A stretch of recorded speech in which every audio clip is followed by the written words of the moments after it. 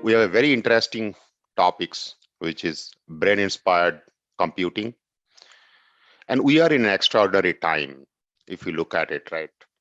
We are trying to build a human brain into the machine. And this is a very interesting field for both for humanity as well as a lot of industrial automation. And the market is today, if you look at it, roughly about $50 billion in 2022 and projected to be 3x. That basically means $150 billion by 2024. That's the projections we see. So it's a huge potential. And human brain is the most sophisticated organ that we have got by nature. Building equivalent to that is not an easy task. And over last so many years, a lot of research and pathfinding work is done, and still we need to go many more. And it's not that we know the human brain very well, that every functionalities of it that we can mimic 100%, but we can definitely make something similar to it. And these tutorials will cover the background of neuromorphic computing, followed by a bunch of examples that how do we do this hardware acceleration, scheme of learning, neural network algorithms, and the several techniques.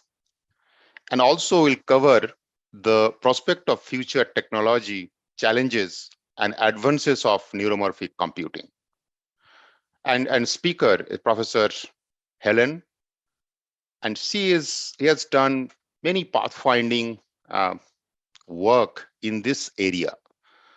She has worked both in academia and industry. She has worked in Qualcomm, Intel, Seagate, Bloomington. So she has a rich experiences in both industry as well as academia. Her research interests include neuromorphic computing, machine learning, deep neural network, memory design architecture. She has authored or co-authored more than 250 technical papers in several journals and conferences. She has received 9 Best Paper Award and additional 9 Best Paper nomination from international conferences. She is associated editor of a number of IEEE SEM journals. She has chaired multiple IEEE SEM conferences in the past. So she has an extraordinary journey in this field, and she has been doing the pioneering research work. So welcome, Dr. Helen, and let's start this session now. Hello, everyone. I'm very glad to be VSI Design and Embedded System Conference today, and I give this in tutorial. Today's tutorial, I'm going to share my research outcomes on brain-inspired computing. Like everyone's research, this can be taken as voyages from known to unknown world. In fact, I borrowed this concept from the very classic and famous sci-fi book series published 150 years ago. The book series started the exploration from Paris to the center of the Earth and the Moon. I feel that our research has a similar trend based on what we have known and extended to new things that we do not know yet, but are curious about. So when sharing my knowledge on brain-inspired computing, and I always like to share an analog from the perspective of technology landscape. In fact, I borrowed this figure from Professor Todd Hilton at UCSD, and he presented back to 2016 some perspectives on neuromorphic computing. As you can see on this chart, many years ago, like when I was a graduate student, I used personal computing, and the system was very connected to external world. Well, so many years passed, what have been changed? One dimension over here is illustrated horizontally. With large system developed, we are able to integrate data all together on large scale storage, and we are able to process those large volume data through cloud, for instance. Another dimension we can see is vertical directions. Okay, instead of having single desktop or workstations with the limited external connections, our devices right now contains a lot of different functionalities, like our cell phones can sense, can display, can communicate through wireless and internet. And of course, it provides a lot of computation powers for data processing at the edge. So the computing domains change from static, offline, and in the virtual environment to more dynamic, engaged online training and interact with the real world. By combining these two dimensions, we envision intelligence systems coming soon from small to large. In fact, we can see that in a small scales, and many of the things we talked and listed over here 5 years ago have been achieved. But we really wanted to have some large ecosystems to enable such a high intelligence. So at this time, I introduced the word intelligence. The question is, what is the intelligence? People have discussed this for many, many years as well. For example, back to 18th century, Wilhelm Udall comments, our mind is so fortunately equipped that it brings us the most important basis for our thought, with our having the least knowledge of this work of elaboration. Clearly, we are curious about intelligence, but we don't know much about our brain and how intelligence comes from. Well, if you look back to history, the understanding is coached in the technology of the time. Ancient Greeks think the mind comes from strings of the marionette. Well, back to 1600s, and people take it as a pump from heart. Only in recent years, like in 1943, my colleague and the Pitts discovered that the brain structures is more like a switching network. And this can be taken as the fundamental of novel neural networks. While nowadays, we know better about our biological systems, and we know it has high complexities. It can be taken as an information processing systems, neural dynamics, sensible machines. It's also have a lot of different functionalities. So through the exploration in so many years, and people start and curious the intelligence in trying to build intelligence systems, which is called artificial intelligence. Talking about the history of AIs, usually people traced it back to a summer workshop in 1956, the Dartmouth Summer Research Project on Artificial Intelligence. And it has been widely considered as the founding event of AI as a field. Well, let's define AI by following the definition in Wikipedia. It is the theory and the development of computing system able to perform tasks normally requiring human intelligence. And examples include visual perception, speech recognition, decision-making, translation between language and sound sources, we all know that AI has been deployed and applies to many more applications right now. Well, we talk about the intelligence. We talked about the artificial intelligence. What enable AI then? This is also my favorite figure, talking about the evolution of computing power. As a person working on computing systems, I believe in computing power is essentially very important. And the chart came from Dr. Raymond Kussman's book back to 1990.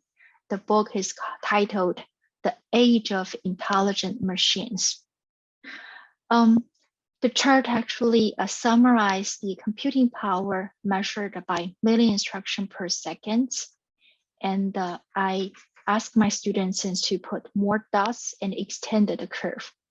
Well, if you're following the curve, the expectation is by 2020, like now, the computing power can reach the level of monkeys or human beings already. But can we claim we already reach the level of intelligence of monkey or human being? Maybe this claim is too strong and we couldn't make it yet. So we know that sufficiently advanced computing programs can expect computing human level intelligence, but computing power itself is not enough. We have to find out what are the major limitations. Well, in fact, the limitation came from the intrinsic architecture of the computing system hardware.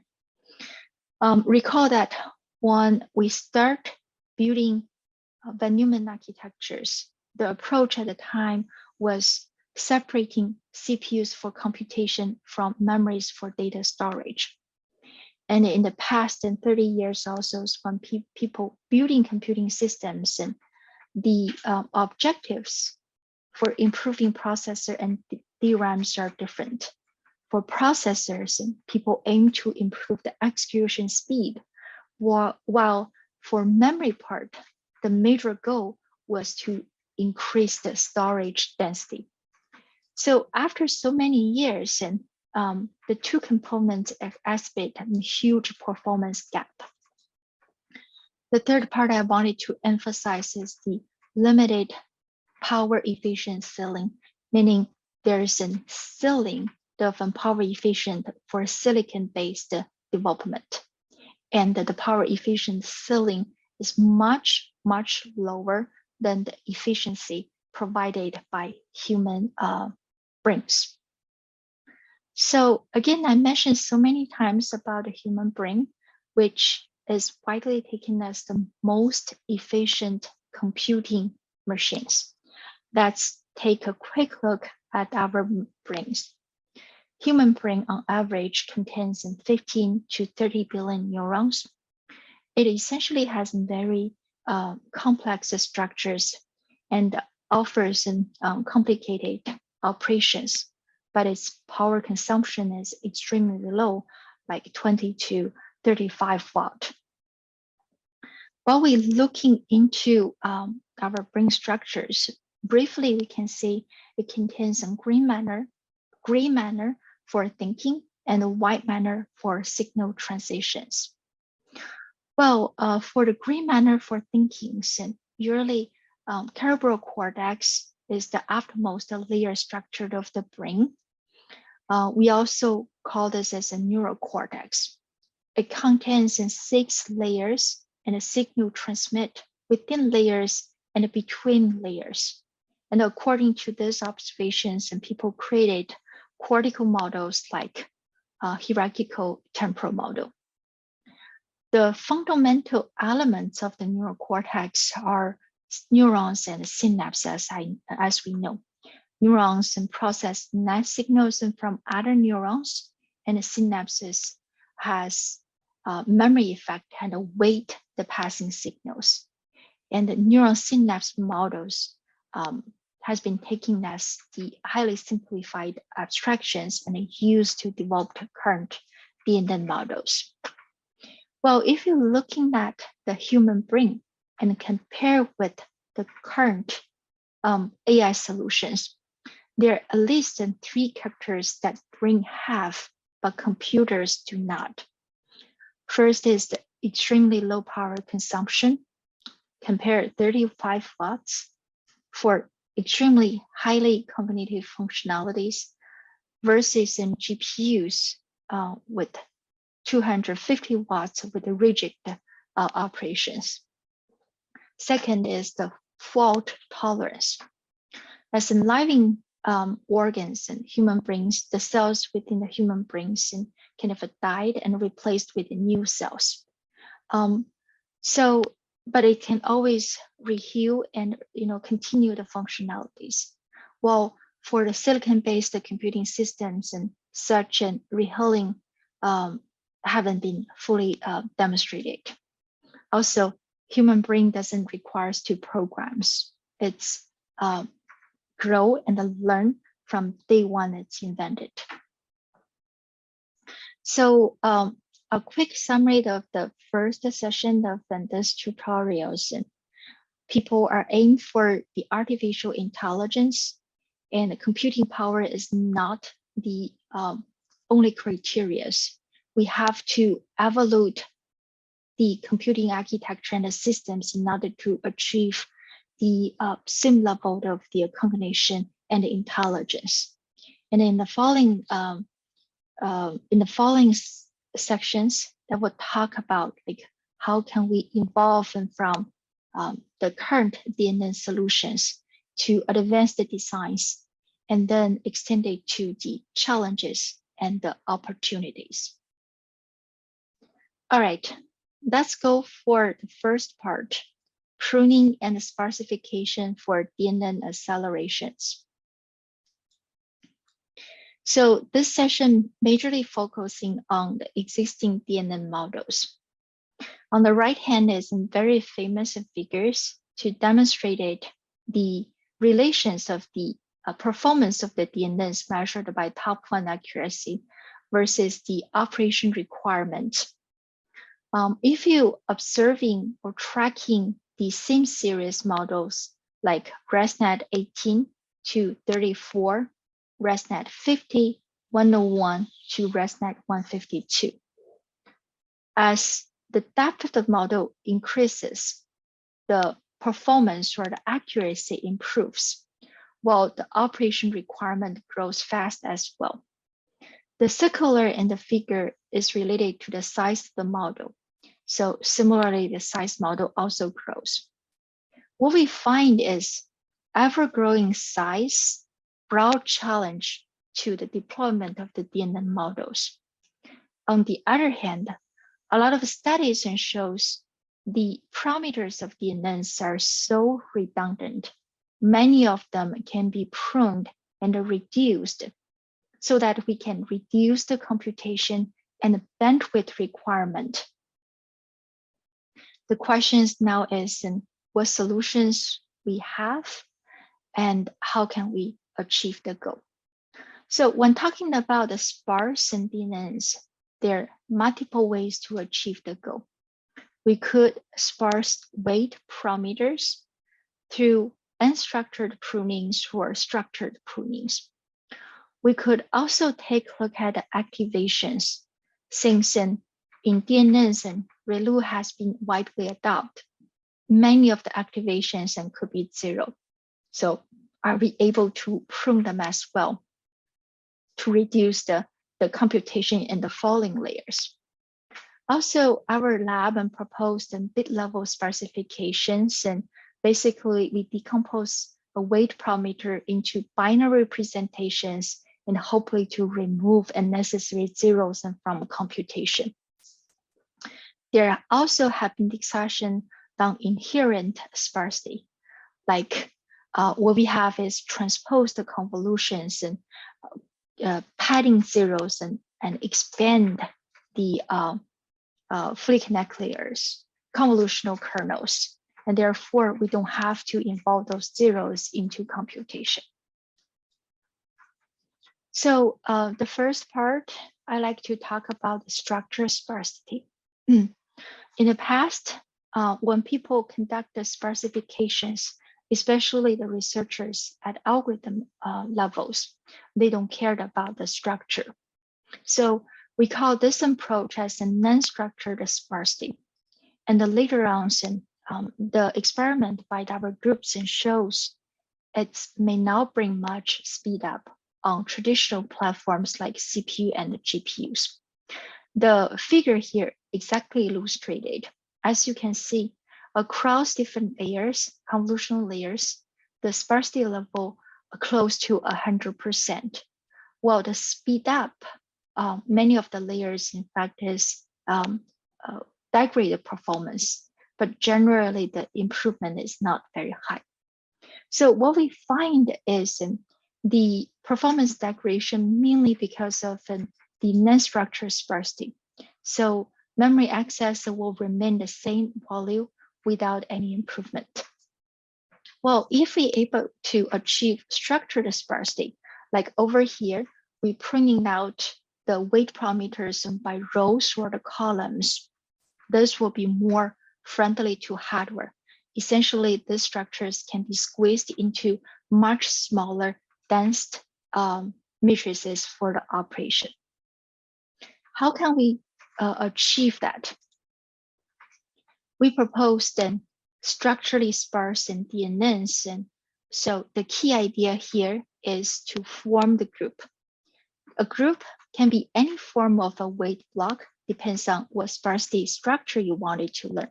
For example, in CNNs, a group of weights could be a channel, could be a 3D filter, could be the 2D filter, or even filter shape. It could also be an entire layer. So if we're able to make it successfully, the entire layer could be pruned like ResNet. So once you define the groups, we can apply group lasso regularizations into the groups. For example, on this page, suppose we have a weight vector with 5 elements, and we divide it into 2 groups with the 3 and 2 elements separately. Then we can apply group lassos on each group by following the equations illustrated over here. So in the given case, and it can be formed by square root of the W1 square, W2 square, and W3 square, and also W4 square and 5 are grouped together. And then we sum group lasso over all the group sets and regularization, and add it as a part of the optimization terms of the overall optimization objectives. And this basically formed the procedures of our method called structured sparsity learning. The methodology achieved a tremendous success. In the middle figure, I compare its operations with non-structured sparsity. The orange curve shows the sparsities. As you can see, structured sparsities usually have a lower sparsity level compared to the non-structured. However, if you compare those bars between orange and green, the performance speed up of the green is much higher than the orange one. Meaning, although we contain a higher number of the weights, the operation and hardwares can achieve and truly speed up. The work, in fact, then can be applied not only CNN models, but also LSTM models, ResNet models, and then later on, we also extended to transformer, language processing, and many other models. This methodology is supported by the library of an Intel Nevada neural network processors. It was also adopted by Intel's NLP accelerator, applies to Microsoft Bing, and some startup companies. So beyond the structure prunings, we also observe the sparsity-inducing regularizers for the DNNs. The most popular one, in fact, is an L1 regularizer. To induce a sparsity, previous research utilized an L1 or L0. The figure on the right shows the contour and the gradient directions of those two regulizers. So as you can see, for L1 regularizer, it is indifferentiable and convex. So it is easier to optimize. However, the value of L1 regularizer is proportional to the scale of the parameter. So it can only scale down all the elements with the same speed. This will lead to penalty on large elements in the weight, which is undesired. Well, taking a look at the L0 regularizer on the right-hand side, it directly reflects the sparsity by definition, and it's a scale invariant. However, L0 regularizer provides no useful gradients. The gradient itself is either infinity on the x-axis or 0 elsewhere. So it cannot work directly with the gradient descent. In other words, it needs additional tricks such as stochastic approximation to be applied. Well, this will result in certain complexity in the design. So what we do is we propose to move beyond L1 and L0, and we aim to find sparsity-inducing regularizer that is both differentiable and scale invariant for the pruning. And at this stage, the Hoyer regularizer draw our attention. It is represented by the ratio between L1 norm and L2 norm. For element-wise DNN prunings, we can apply the square version of the Hoyer regularizer, namely Hoyer square. The new regularizer is differentiable, scale invariant as we mentioned. It has the same range and a similar minima structure as L0. Well, the minima is achieved as 1 when only one element in the weight is non-zero, and the maxima is achieved as the total number of the elements when all elements have the same non-zero value. So the Hoyer square regularizer can be considered as an differentiable approximation to the L0 norm. We further extend Hoyer square regularizer to the structure pruning settings. Similar to the idea of ungrouped, so we can apply Hoyer square regularizer over the L2 norm of each group of weight, and then WG here. So weight within the group WG can be induced to become 0 simultaneously. Well, let's look at the effect of the Hoyer square regularizer. If we observe the gradient of the Hoyer square regularizer with respect to each element in the weight matrix, we can see there is a subtraction term. This induces an auto-trimming effect. So as shown in this gradient descent path, during the optimizations, the regularizer will turn weights with a smaller absolute value to 0 while protecting larger weights. So the trimming threshold is shown by the black dashed lines in the figure. And as you can see, the regularizer will gradually extend the trimming threshold as more weights coming close to 0. Well, on this page, I show part of our experimental results. So clearly for element-wise sparsity, the proposed Hoyer square regularizer can improve the model compression rate compared to the state of the art, and the performance accuracy won't be hurted. Well, for the structure sparsity, for instance, we tested compression ResNet method for Cepheid 10 and ImageNet. So it achieved the best trade-off curve between accuracy and the number of the flops. The trade-off points achieved by our method after performed the Pareto frontier composed by all the previous methods. That means we can achieve both less flops and higher accuracy simultaneously. So by now, it's conclude our approach on weight pruning, structure, non-structure with different regularizations. I mentioned at the beginning that activation also demonstrates sparsity because ReLU functionalities has been widely applied. In operations, the activation sparsity is dynamic and the sparsity level is not identical for different input. Our group proposed in so-called dynamic winner-takes-all dropout techniques to prune neural activations by layers. So the design introduced minimal overhead for the real-time inference. Well, as you can see, when we remove those zero activations, the operation in the falling layers will have less computation requirement. Another concept that I think will be very interesting is the bit level sparsity. As we know, fixed point quantization is an important model compression techniques.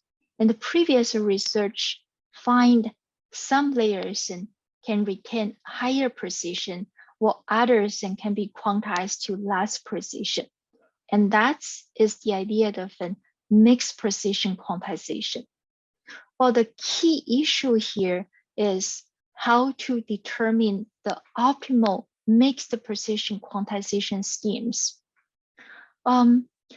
The whole design space for the quantization scheme is typically huge and discrete. So previous research either use neural architecture search to explore the entire design space or come up with a ranking of the importance of all the layers and assign the precision manually. Obviously, this is cannot guarantee the optimal results.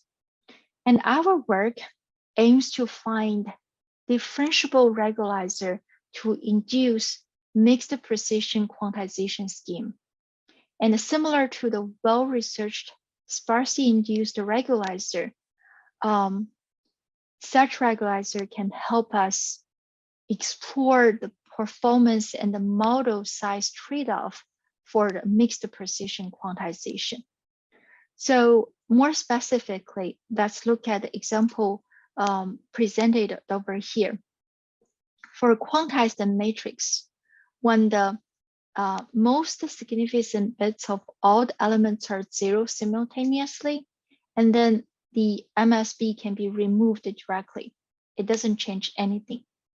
Well, if the least significant bit, LSB of the all elements are zero, then we can also safely reduce the precision by shifting all the elements to the right by 1 and then multiply with the scaling factor 2.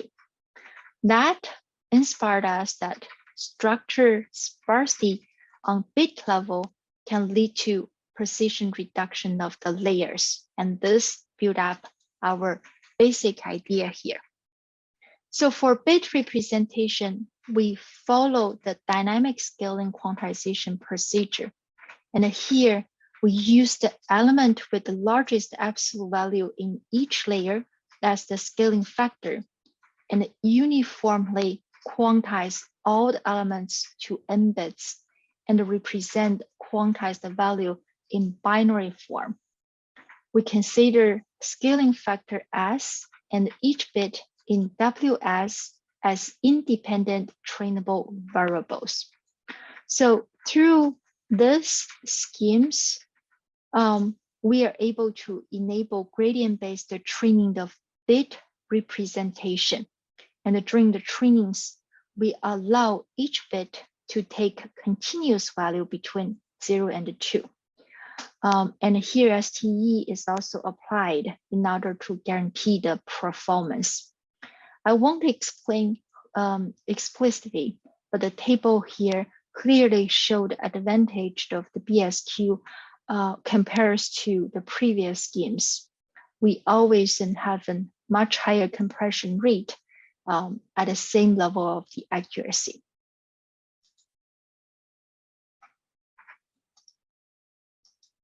All right, now let's go to the session on RRAM-based neuromorphic chips. RRAM, also called resistive random access memory or memristor, it's essential are simple two-terminal devices.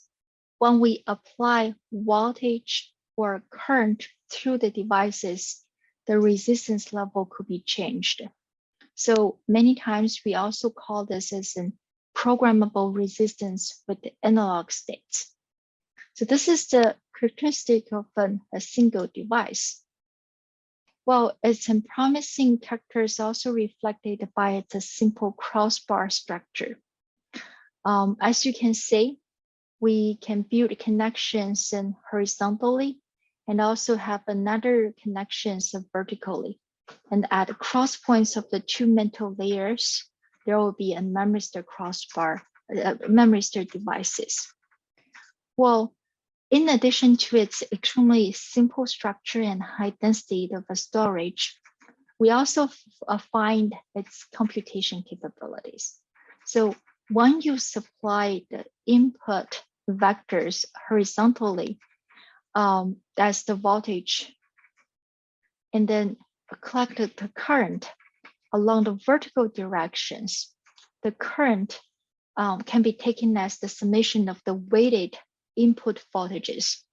And the weighting factor is the conductance of those devices. In other words, it is a natural matrix operation realization and analog to the synaptic networks. We followed this initial concepts and started its use for computation about more than 10 years ago. We in fact started with the bring state in a box and BSB, which is an associated memory structure with higher tolerance in defects and variabilities. So at early stage, what we proposed is the BSB recall operations. In this operation, XT is taken as an input. It's go through the operation with the matrices, and then S represent the squash functionality, meaning it's giving constraints its maximum and minimum value, generate the new vectors xt plus 1. So if xt and xt plus 1 are equal, we say the system reach convergence, and we can stop over here.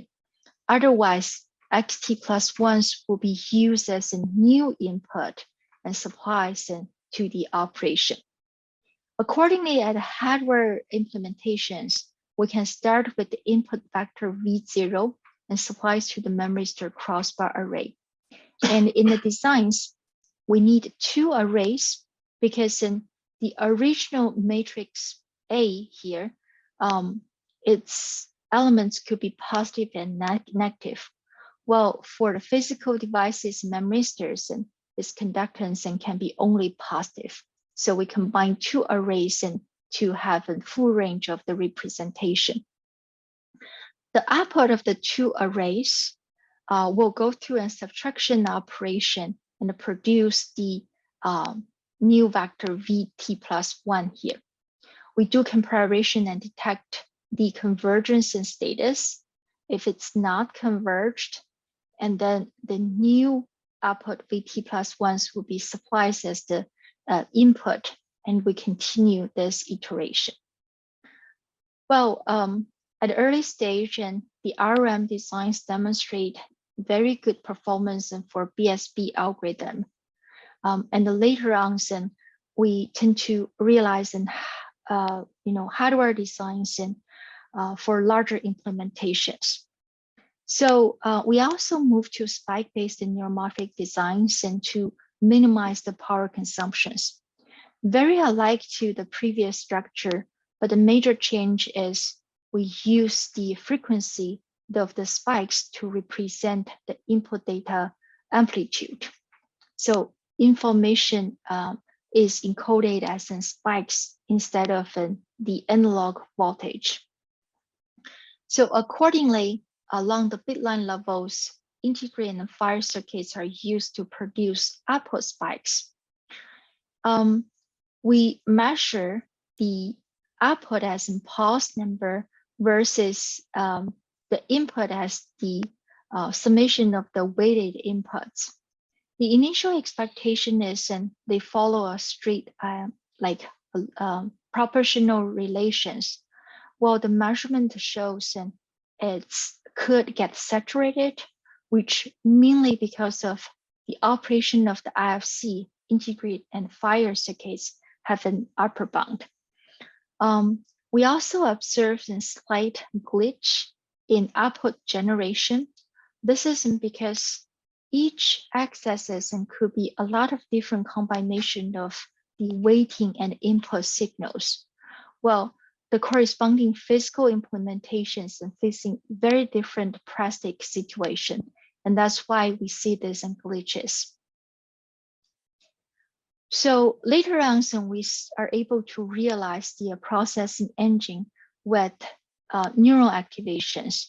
And in this chip realizations, and we integrate 64 kilobits RRAM arrays. The bottom part of this dice is very alike of the irregular memory arrays. And the top part, we add on our neural processing components. So the concept or the design is still using capacitors to generate spikes. Well, over here, we use the output of the op-amp to form a positive feedback to accelerate the responses and from the current amplifier. Also, we use a current mirror here to scaling down the bitline current because in real network applications, the current can be either several microamp or could be several milliamp, especially at early stage when the device was not very stable and could result in large range of the resistance.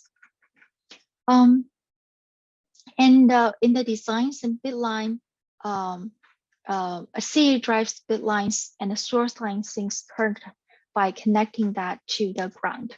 So the op-amp can stabilize the read voltage by virtually short. At last, we require an addition phase compensation because in this designs, we have two possible feedbacks from op-amp feedback and IFC positive feedbacks.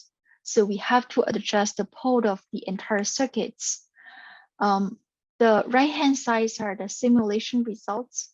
First of all, the simulation shows the current amplifier designs can stand the input current range from a couple of milliamps to a couple of microamps to up to 1 milliamps. Also, the appropriate phase compensations shows the response can quickly converge to the stable state. Well, in this design, we have two knobs. The reference voltage can control the read voltage of the bitlines, while the threshold voltage here is used to control the capacitors and charging and discharging speed. So with this two knobs, we are able to slightly tune the shape of neural activation functionalities. And our goal is to realize a similar clipped ReLU or tangent functionality. Based on this, and we measured our chip on the application levels and explore its trade-offs between high precision, like a weight and activations, versus the highest performance. Basically, such exploration is useful for system level fine-grained optimization, and here are our results. I mentioned the design was fabricated by using 150 nanometer CMOS and Huffman oxide RRAM devices. It contains 64 kilobits RRAM devices. Well, the energy efficiency is pretty high. It's only 0.25 picojoule per Mach. Right-hand side and shows the network performance. It's all kind of a measured results. And as you can see, the blue bar here, for instance, were the result from the measurement, and it's very close to the program accuracy from the software level. So that concludes processing elements designs by using RRAM. Later on in recent 2 years, we move to the single spiking designs. The goal here is to leverage the timing of the spikes for data representation and the matrix operation. So here I give an example here. The design is divided into 3 stages. The first stage, we translate the timing of input spikes to an analog voltage. So here we use the charging process of a capacitor CGD as a reference. So the green curve shows the voltage on capacitor CGD. When the input spikes S in comes in, the voltage will be sampled at exactly spiking time. Then the sampled voltage, denoted as V in, is approximately proportional to the input spiking time, right? So in stage 2, it will be in computation stage. Comes right after the input stage. Basically, V-in signal are fed into the RRAM crossbar arrays to perform matrix operation. And during the computation, the capacitor Cog is charged continuously. The charging speed is determined by the baseline current, as we explained, right? The last stage is the output stage. So here the VDOT is translated to output spike timing. The voltage of a CGD again is used as the reference and produce the V out here. So the single spiking format we present over here use continuous timing information rather than discrete spiking number to represent the data. And therefore, it avoids quantization error. On the other hand, because of an instant non-zero voltage applied during in the computation stage, so it doesn't require some digital to analog converter or analog to digital converters. Thus expected to offer higher power efficiency.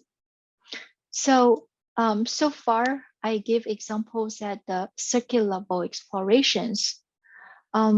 We also studied and proposed a framework designs called Neural Accelerator Design Framework.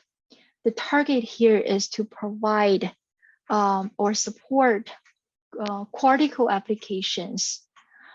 So the entire framework consists in 2 parts. The front end is composed of the preparation steps and before running neural computation. Basically, we can find candidate code, generate the neural topologies, and then generate the neural accelerator friendly executables.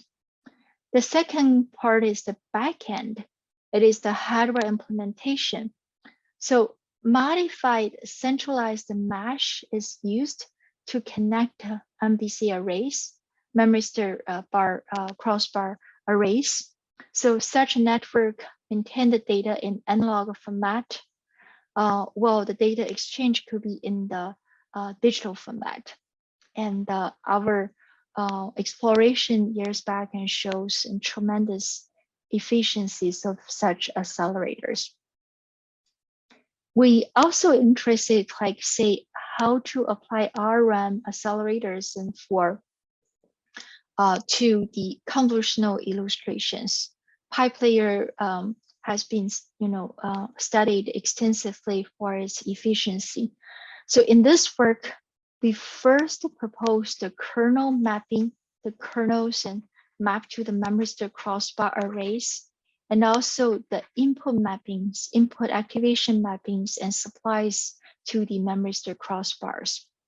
In order to increase the intralayer parallelisms, and we could duplicate the kernels and partition the input vectors and distribute it to the different memristor crossbar arrays and improve the parallelisms. The details can refer our paper. Well, more than that, we in fact also study we call hybrid accelerators. The concept here is in deep learning accelerator designs, and there are so many smaller arrays.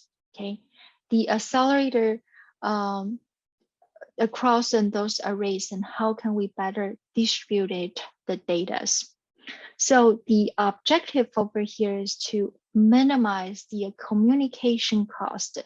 And while we are doing this, we study the intra and inter-layer communications and their difference. And when we apply data parallelisms or model parallelisms across in different layers, the work will also highly appreciated, and it's provided schemes to produce hybrid parallelisms and with the best execution speed. Well, our work were also extended to PIM architectures and for like new network architectures like generative and adversarial networks, also called GAN. Well, for GANs, and it follows a similar design philosophy as in PyPlayers. So as the top part show over here, we study the training procedure in GAN, and then trying to pipeline the trainings to reduce an on-chip memory accesses. So the training latency can be reduced roughly to the numbers listed in the table, plus a small number of the cycles, and while waiting for the pipeline to train. Spatial parallelisms and computation shares were proposed to further improve the performance. Well, the second part, bottom part, called Zera. Zera, we propose in computation deformation techniques that can skip zero insertions in transpose convolution. I mentioned previously, transpose padding zeros and cross the original feature maps, which doesn't have to involve into computation. So through proper mappings, and we are able to skip related computation and therefore improve the execution speed. In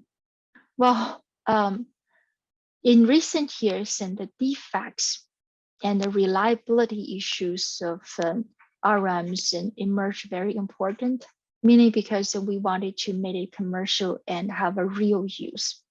So our previous works tend to identify the significant bits versus not so insignificant bits across weight matrices, and apply more reliable devices for those weights, have more impacts in classification functionalities.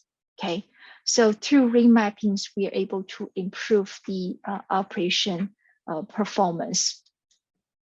Well, recently, we also study the distribution of noise and their frequency and the temporal settings.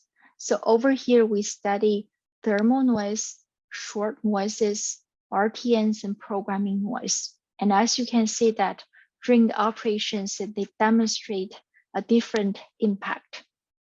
So when we apply those noises and when it's affect the conductance levels, or we find that traditional training schemes and will result in poor accuracies, many deployment might not meet the accuracy requirement. So we propose to apply or induce those noises and during the training process to compensate the accuracy loss. So such kind of schemes improve the performance, but why will we evaluate the trade-offs across in different measure matrices, including accuracy, area overhead, execution time, and energy consumptions? We find that a global optimal design configuration is not achievable. So according to the design specifications, and we aim to find design configuration that lie in the Pareto set with minimal cost. So how do we do this? I mentioned previously on the previous page, we build this in RES-NA training procedures, and we tend to find the best hardware configuration. The challenge here is the number of available choices is a combinational problem. So, and each of them, the full hardware training procedures and takes in huge cost. So we couldn't afford like fully explore the entire design space. So in this work, we propose multi-objective optimization or MMO approach and trying to, through several runs and to approach the best configuration. Well, I don't come out to detailed explanations, and if you're interested, you can refer our publication. But on the right-hand side, I just wanted to show like the Pareto frontiers and obtained by the MOO exploration. All the points here show on the figures lie on the Pareto front and the number indicating the iteration runs. So through this and explorations, we can see that high cell resolution settings or high frequency settings and appear in the Pareto front, and we could adopt those in configurations since it's help for either lower area overhead or higher performance and speed.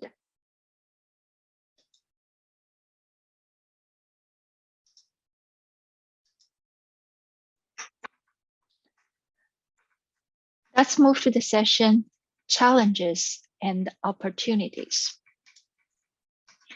As you can see that when we're building machine learning techniques, there are three essential components: data, model, and applications.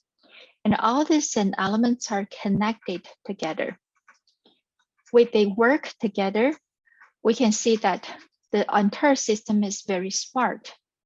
But on the other hand, the elements and connections all could be attacked. So it's created a lot of security problems. Let me give some examples. Here, I guess many of you are very familiar with this famous panda image by Goodfellow. Since 2015, he present this example. Many researchers have shown how to fool well-trained deep learning algorithms with adversarial attacks intentionally. Most work focuses on introducing minimal perturbation to the data while resulting in a maximally devastating effect on the model. In the case of image-based data, the attacker works to disrupt the classification ability of the network with imperceptible perturbations to the images. These attacks are of even greater concern because we do not have a firm understanding of what is happening inside these largely uninterpretable deep models. However, attacks may also provide a way to study the inner workings of such models. More specifically, adversarial attack could be untargeted to make prediction incorrect, or targeted by making predictions for particular target class. And the latter is much harder in practice, but it can also help us understand what's going on inside the model. I like to start with the transfer-based attacks. The figure on this page illustrate two different models that are trained with the data from the same distribution, or we can say they come from the same task. Then the two models and learn similar decision boundaries and the class orientation as illustrated over here. What does it imply? It implies the property of so-called adversarial transferability, means examples that are adversarial to one model will often be adversarial to other models. This is particularly relevant for the targeted attacks, because in order for a transferred targeted example to be successful, the regions of that target class in feature space must have the same orientation with respect to the source image. In our setup, we train in white box model or source model on the same task as the black box or target model. Now you can imagine if we start with the source examples feature space representation in the white box model and move it in the direction of the target sample, the direction of movement shall be the same in the black box model. That's the basic concepts, and we build our activation attack.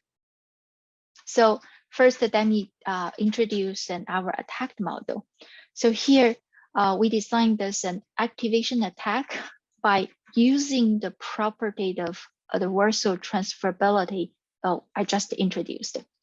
So as illustrated in the figure, given that the white box model like FW here and the black box model FB are initially correct, and then we perturb the source image, then the attack drives the layer L activation of the dog image, co-wall to the layer L activation of the plane image. I'm not so sure I show this. Yeah, that's better. So after the attack, the dog's activation is similar to the planes, and the perturbed image is classified as a plane to both white box model and the black box model. Okay. On the right-hand side is our results on CIFAR 10 data set. The first rows are transfers from DN121 white box model, and the bottom twos are from the VGG19 white box model. The left column shows the result of the error rate versus attack layer depth. The error rate of attack is the percentage of adversarial examples generated with white box model that are misclassified by the black box model.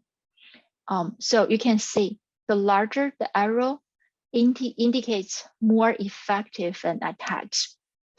We also measured the targeted successful rate and the showed result on the right column. So the test showed that the layer-wise, the transferability characteristics are not dependent on the black box model, meaning the shape of the trendness does not change with the black box model.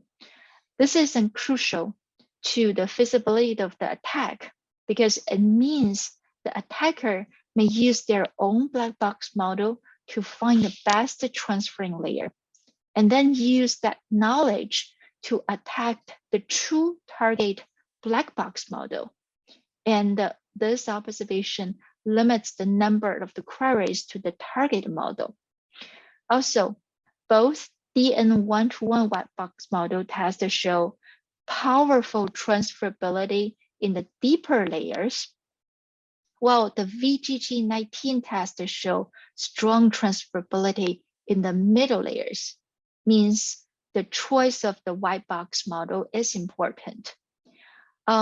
We also see that activation attack from some layers and yield less powerful attacks. So it's also indicating the selection of the layer is critical too. To minimize attack transferability, we also trying to understand why attacks transfer. So here we were inspired by Eli's paper, where they find that models trained on the same clean data set capture a similar set of non-robust features. What are non-robust features? Those are the features are highly correlated to the label, however, very sensitive to noise. And such features leaves vulnerability for adversarial attacks to manipulate. Basically, what we find, the large overlap in the learned non-robust feature will lead to overlapping vulnerability across different models. And that will cause a very strong transferability of the attacks. So based on this observation, we propose to isolate the vulnerability of CNN models based on their distilled non-robust feature. It is very similar as the activation attack I just introduced.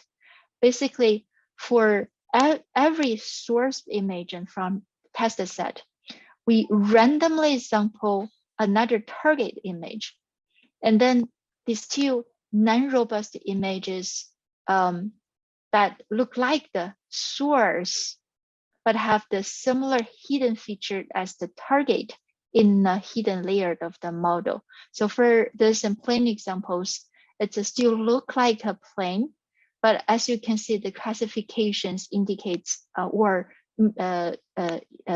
misled to the ship, like the target one.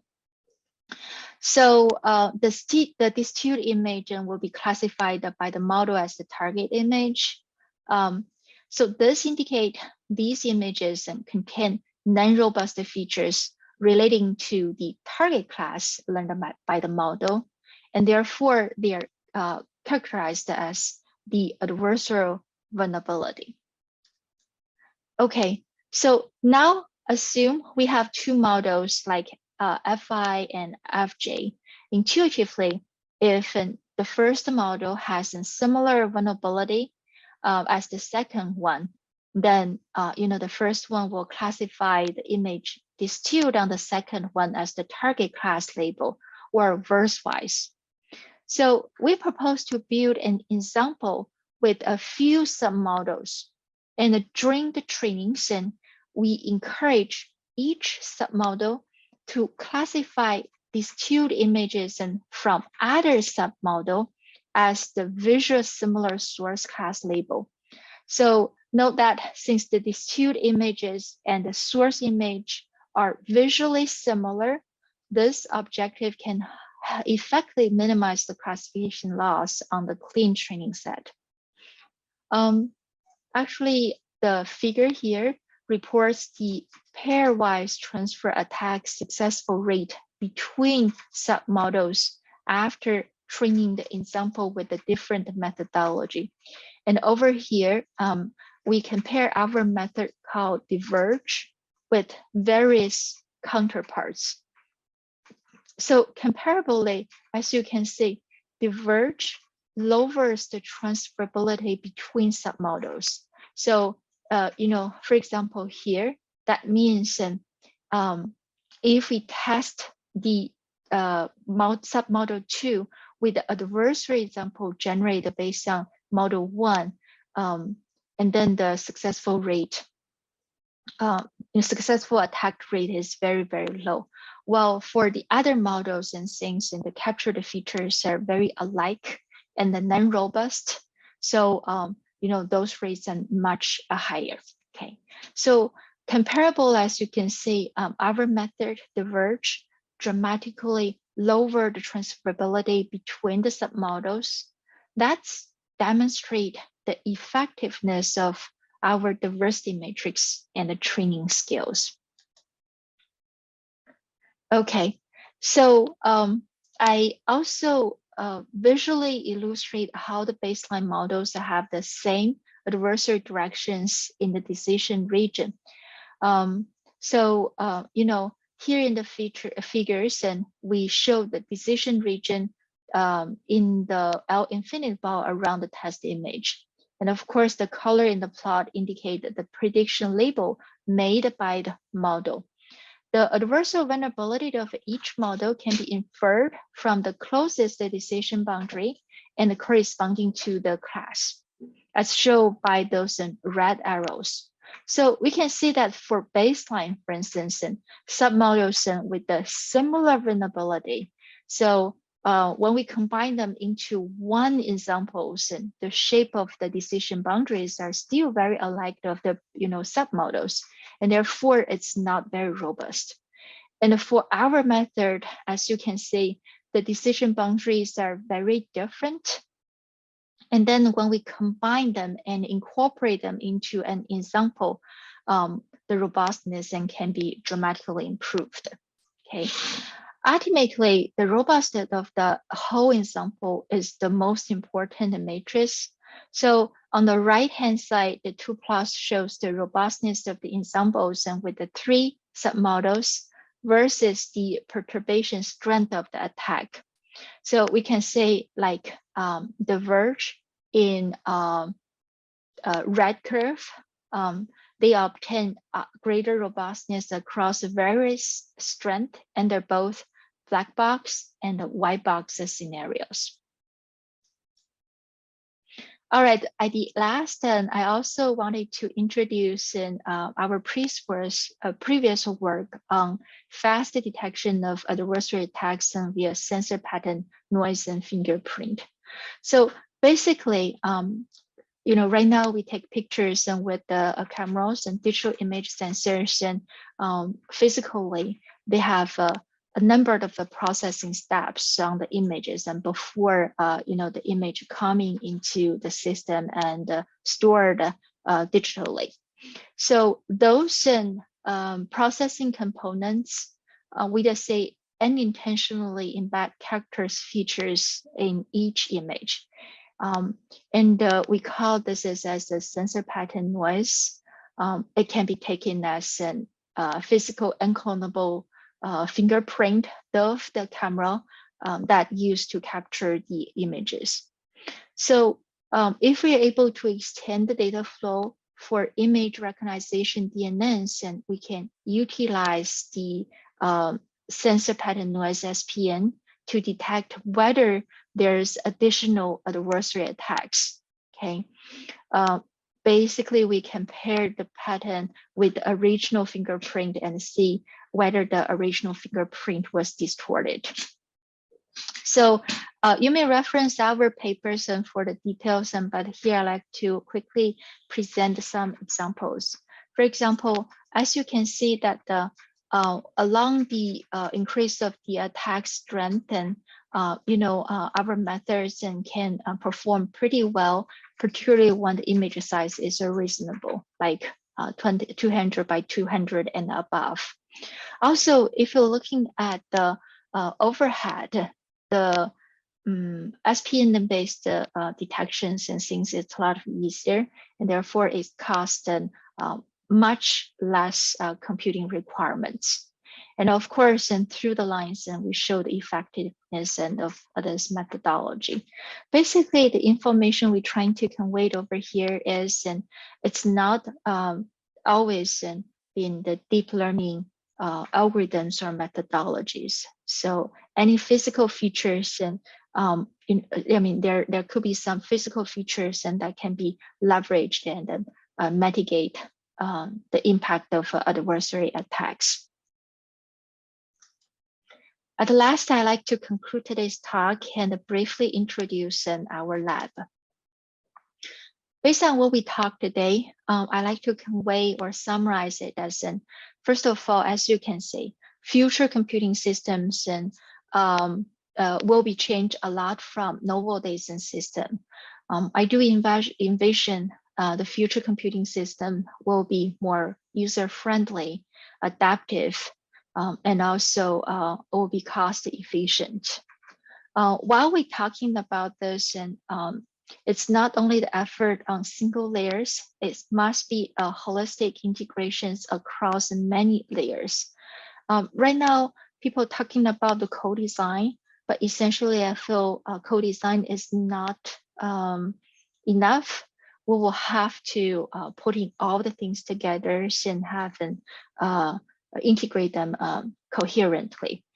And of course, if we wanted to achieve these goals, and there are a lot of work in front, and there are many challenges and opportunities. I would like to quickly introduce our lab at the Duke called the Duke Center of Evolutionary Intelligence and DCEI labs. And our lab have been working on emerging memory devices, memristor crossbar-based designs.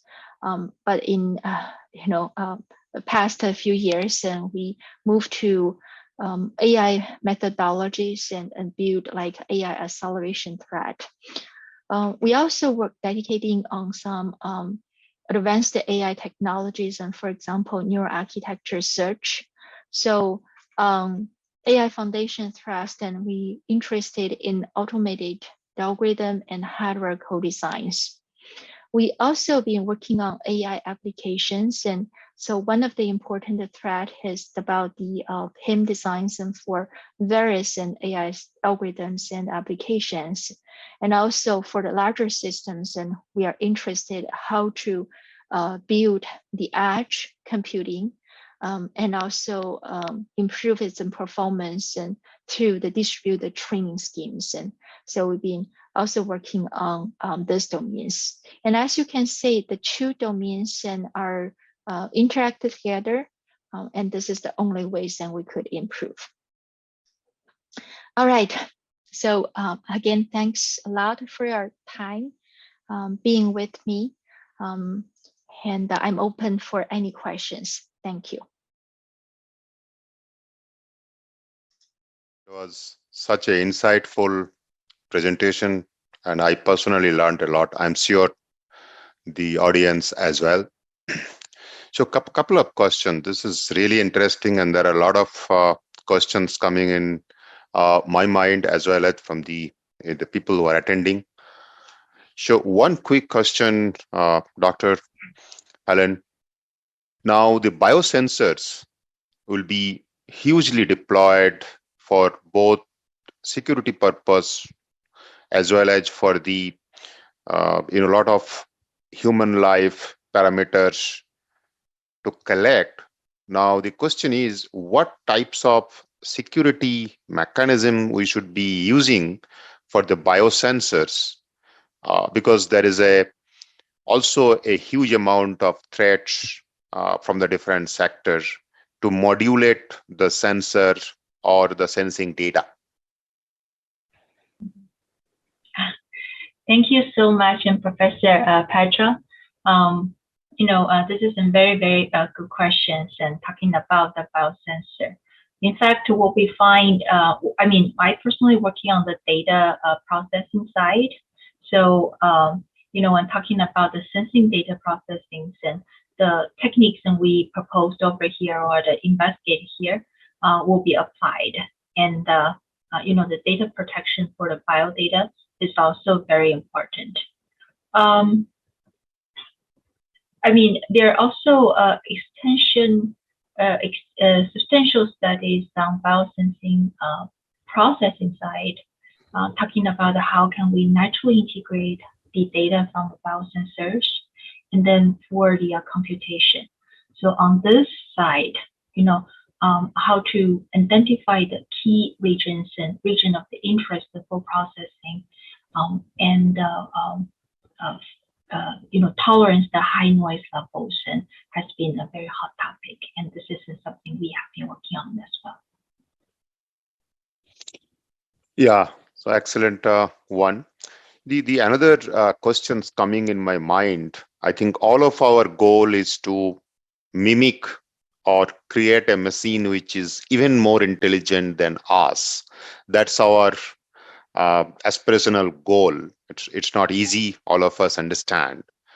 And my question is, if you look at the human brain, we have almost 100 trillions of neurons. Each of them are computing 200 calculations per second to take human nature of decisions.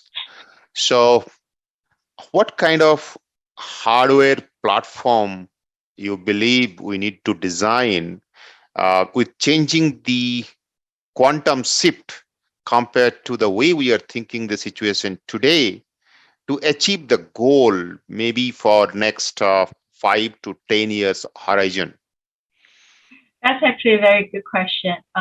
So one thing I wanted to clarify is the majority of people working right now, sir, we do work on intelligent systems, and our target is to make machines and perform and beyond human in certain functionality, because then human is very complicated, very complicated, and in fact we can, for example, perform multitasks.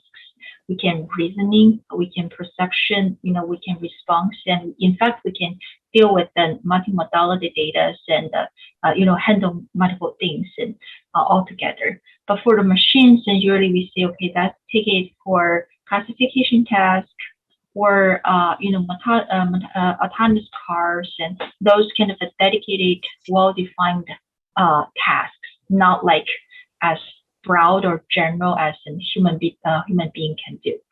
So functionality wise, and right now it's still much smaller than a human can do. So from this perspective, and to conduct one particular task, and the system designs could be a lot of simpler, and do not need so many connections as our human brain. But we can also understand from another scale. When we're talking about a smart city, for instance, and each devices then can take in that sensor plus initial processing. But so many sensors then form a network and talk to the cloud, and that can also be taken as an intelligent creator. And for these creators and his functionality, in fact, is very complicated and handle a lot of things and functionalities and simultaneously. So talking about the hardware development perspective, we envision that in the future, the systems must be heterogeneously. What I mean is at the edge, it could be small, it could be compact devices like FPGAs, it could be small microprocessors, right? Cell phones, and on the cloud, will be the things and for high performance computing, and it can do parallel computations and very efficiently. So we also work on neuromorphic computing and hopefully can fasten the change in this domain. Yeah, thank you so much for sharing your views and thoughts. This is an interesting and challenging problem, and we must solve it for humanity. It may take some years, but that's how we need to continue and run the show. We have a lot of other questions, but for the interest of time, I think we consolidate all the questions and thought to go through. And thank you for very insightful and futuristic talk. I'm sure this has helped me, and it will help the people who are in the online a large to motivate them as well as think through the challenging problem in this space. So with that, thank you so much for delivering such a wonderful talk, and we have learned a lot from this. Thanks a lot for the opportunity as well. And if anyone has a question, then feel free to email me. Thank you.